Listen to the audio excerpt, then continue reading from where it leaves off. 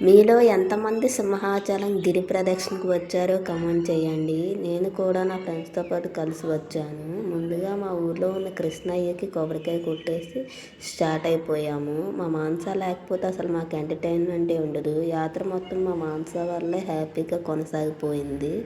ఇంకా ఎన్ఏడి వెళ్ళిన తర్వాత ఫుల్ ట్రాఫిక్ అనమాట. ట్రాఫిక్లోనే 1 అవర్ ఉండిపోయాము. మా పక్క ఆటోలో ఉన్న అమ్మాయిలు ఆటోలోనే మేకప్ వేసుకుంటున్నారు. వాళ్ళని చూసి మా మానస కాసేపు కామెడీ చేసింది. ఇంకా తర్వాత సింహాచలం తొలిపాదం దగ్గరికి అయితే వెళ్ళిపోయి కొబ్బరికాయ అయితే కొట్టేసి స్టార్ట్ అయిపోయాము. ఎంత నడిచినా చాలా కష్టం అనిపించింది. మా ఊళ్ళో పరిస్థితి చూస్తే అస్సలు సగం దూరం వెళ్ళేసరికి మా వాళ్ళకి స్టామినా మొత్తం అయిపోయింది. ఇక్కడ మా మానస ఏమో పాదయాత్ర అంటే పాదాల మీద నడిచే యాత్ర అని చెప్పి డైలాగులు కొడుతుంది. ఎక్కడ పడితే అక్కడ మా మానస గోళంలాగా టీ తాగేసేది అనమాట. టీ అంటే చాలా ప్రాణం మా మానసకి.